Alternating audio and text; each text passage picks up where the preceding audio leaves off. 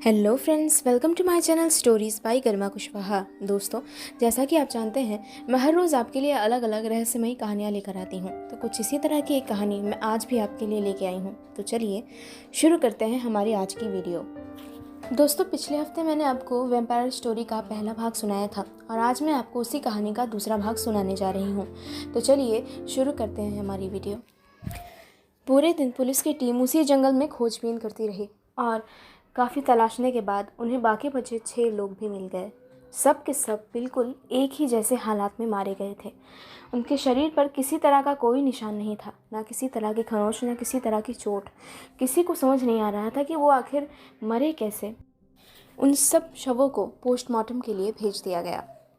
शाम होते होते एंड्रयू भी अपने घर वापस आ गया और रास्ते में उसकी मुलाकात उसी व्यक्ति से हुई जिससे कल वो मिला था। आज भी वो उसी तरह पूरा सर से लेकर पैर तक काले कपड़ों में लिपटा हुआ था और उसका चेहरा उसी तरह ढका हुआ था। सिर्फ उसकी आवाज़ सुनाई दे रही थी। उसने एंड्रयू को एक बार फिर से रोका और उससे कहा, अब तो तुम समझ ही गए होगे कि मैंने तुम्हें क्यों रोका था, है ना एंड्रयू? हाँ, मैं समझ नहीं रहा हूँ कि आप क्या कहना चाहते हैं। तुम समझ नहीं रहे या समझना नहीं चाहते? वो 9 लोग, तुम्हें उनकी मौत के बारे में कुछ अजीब महसूस नहीं होता एंड्रयू? पर ऐसा क्या अजीब? वो सभी एक ही तरीके से मरे हुए थे, है ना? हाँ, पर ये अपने आप में एक अजीब बात है एंड्रयू।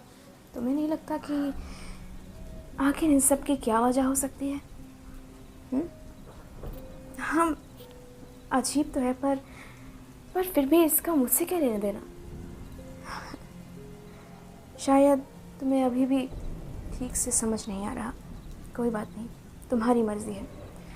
रुको यहीं पे और कुछ दिन में तुम्हें सब कुछ समझ आ जाएगा खुद ब खुद। उसकी बातें एंड्रयू को बहुत अजीब लगी, पर एक बार फिर से एंड्रयू ने उस पर गौर नहीं किया और आगे बढ़ गया।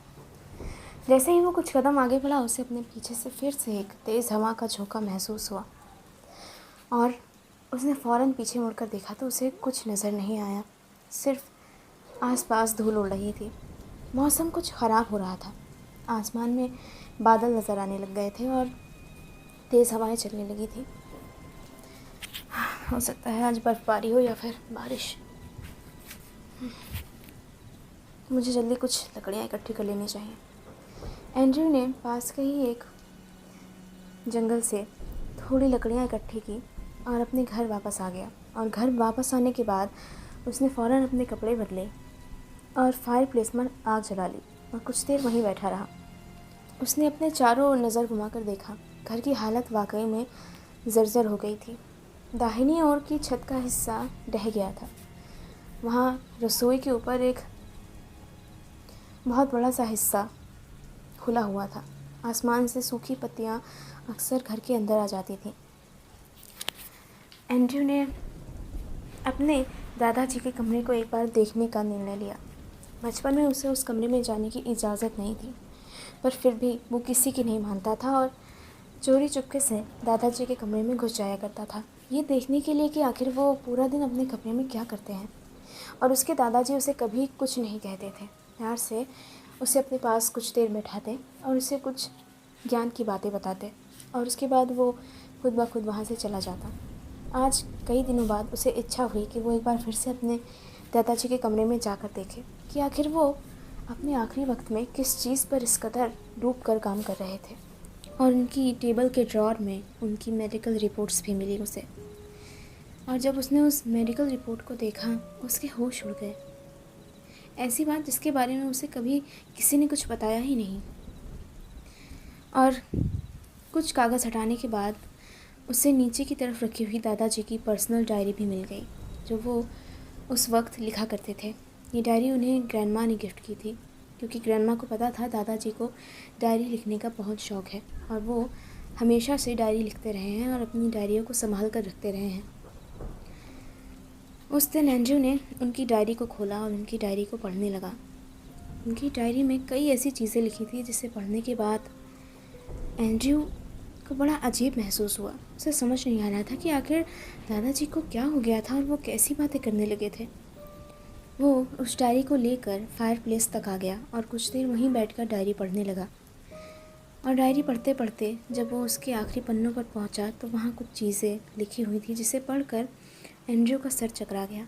उसमें लिखा था, आज से 2 महीने पहले मैं एक आदमी से मिला जब मैं जंगल में घूमने के लिए गया था। सैर के वक्त मुझे वो आदमी वहाँ मिला। वो मुझे घूर रहा था। ऐसा 3-4 दिनों से लगातार होता रहा और एक दिन मैंने उससे हिम्मत करके बात कर ही ली और वो मुझे बहुत भला आदमी लगा। उसने मुझसे काफ़ी देर तक बात की और उससे बात करके मुझे काफ़ी अच्छा लगा। वो मुझे कई चीज़ें बता रहा था, ऐसी चीज़ें जो उसके कबीले के लोग मानते थे और उनके बारे में ऐसी बहुत सी रहस्यमयी बातें जो हमें नहीं पता। उसने मुझे एक ऐसे शैतान के बारे में बताया जो आपको अमर कर सकता है। साथ ही साथ उसने मुझे चेतावनी दी कि उसकी दी हुई अमरता वरदान नहीं बल्कि अभिशाप है और इसलिए उससे बचकर ही रहना चाहिए। वो मुझे रोज़ उसी तरह नज़र आता है। उसकी उम्र मेरी जितनी ही है, पर अजीब बात है कि वो मुझसे कहीं ज़्यादा चुस्त और फुर्तीला है और मुझसे कहीं ज़्यादा तेज़ है। जहाँ जंगल में पहाड़ी इलाकों पर चढ़ने में मेरा दम फूल जाता है, वहीं वो बहुत आसानी से इन इलाकों को पार कर लेता है। मुझे समझ नहीं आता आखिर क्यों। मैंने कई बार उससे इस बारे में पूछने की कोशिश की पर उसने मुझे कभी कुछ नहीं बताया। एंड्रयू ने फिर एक पन्ना पलटा और आगे लिखा था, एक हफ्ते पहले ही मुझे अपनी तबीयत नासाज मालूम हुई, इसलिए मैंने डॉक्टर के पास जाने का निर्णय लिया। डॉक्टर यहाँ से बहुत दूर है। मुझे जाने में पूरा 2 घंटे का वक्त लगा और जब मैं डॉक्टर के पास पहुँचा वहाँ पहले से ही कुछ भीड़ थी। मेरा नंबर बहुत बाद में आया। मुझे वहाँ से वापस आते आते काफ़ी देर हो गई। मैंने वहाँ कुछ ब्लड सैंपल्स दिए और कुछ टेस्ट करवाए। डॉक्टर ने मुझे कहा कि 1 हफ्ते बाद मेरी रिपोर्ट आ जाएगी।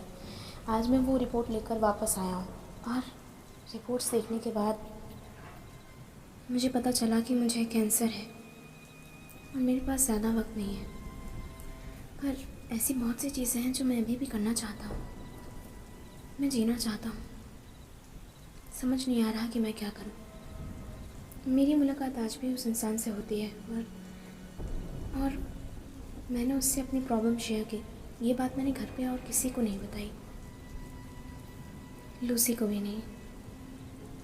उसने मुझे जिस पिशाच के बारे में बताया था, मैं उसके बारे में जानना चाहता था। मैं उसके बारे में और जानना चाहता था ताकि एक बार उससे मिल सकूँ या उसे देख सकूँ। और उसने मुझे उससे मिलने का तरीका बताया, पर उसने कई बार मुझसे कहा कि मैं उसके पास न जाऊँ। उससे मिली ज़िंदगी मेरे लिए नर्क बराबर होगी। उसने बार बार मुझसे ऐसा कहा, पर मैंने उसकी बात नहीं मानी। मैं उससे मिलने गया, उससे बात की और उसने मुझे बताया कि वो किस तरह मुझे अमर कर सकता है और उसके लिए मुझे क्या कीमत देनी होगी। रात काफ़ी गहरा गई थी। एंड्रयू को भूख लग रही थी, इसलिए वो किचन में गया और वहाँ उसने कप नूडल्स बनाकर खाए और उसके बाद वो वापस आकर कमरे में जाकर लेट गया। रात के वक्त अचानक एक शोर से उसकी नींद खुली। ऐसा लग रहा था कोई दरवाजे पर ज़ोर से दस्तक दे रहा हो। उसने बाहर जाकर देखा, दरवाजे पर कोई ज़ोर से दस्तक दे रहा था और लगातार दरवाजे को पीटता जा रहा था जैसे वो गुस्से में हो। एंड्रयू उस दरवाजे के पास गया और उसने पूछा, कौन है बाहर? कौन है बाहर? उसने की होल से झाँक कर बाहर देखा पर वहाँ उसे कोई नज़र नहीं आया। अचानक उसे ऐसा महसूस हुआ उसकी छत पर कोई चीज़ गिरी हो या कोई भारी जानवर उसकी छत पर कूदा हो। उसे छत पर बड़े ज़ोर की धमक सुनाई पड़ी और वो आवाज़ लगा और उस आवाज़ से उसकी घबराहट भी बढ़ती जा रही थी। उसने एक बार फिर से आवाज़ लगाई, कौन है? वो चीज़ लगातार रसोई घर के उस किनारे की ओर बढ़ रही थी जहाँ से छत का कुछ हिस्सा टूटा हुआ था।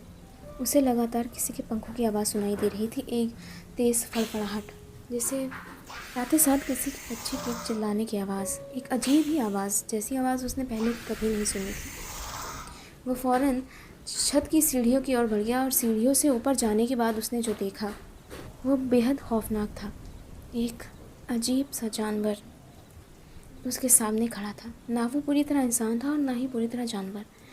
देखने में बेहद खौफनाक। उसका चेहरा पूरी तरह सफ़ेद था, उसके पंख थे और उसकी आंखें गहरी लाल। वो लगातार एंड्रयू की ओर ही घूर रहा था। वो दौड़ते हुए एंड्रयू की ओर आया और एंड्रयू पर झपट पड़ा और एक धक्के से उसे नीचे गिरा दिया और फिर तेज़ी से अपने पंख फड़फड़ाता हुआ वहाँ से उड़ गया। एंड्रयू इस हमले से बिल्कुल चौंक गया था। उससे विश्वास नहीं हुआ कि उसने अभी अभी क्या देखा। तो दोस्तों, इसी के साथ ख़त्म होती है मेरी वीडियो का आज का भाग। इस कहानी का अगला भाग सुनने के लिए सब्सक्राइब कीजिए मेरे channel stories by Garima Kushwaha को। साथ ही साथ वीडियो को लाइक और शेयर करना बिल्कुल ना भूलें।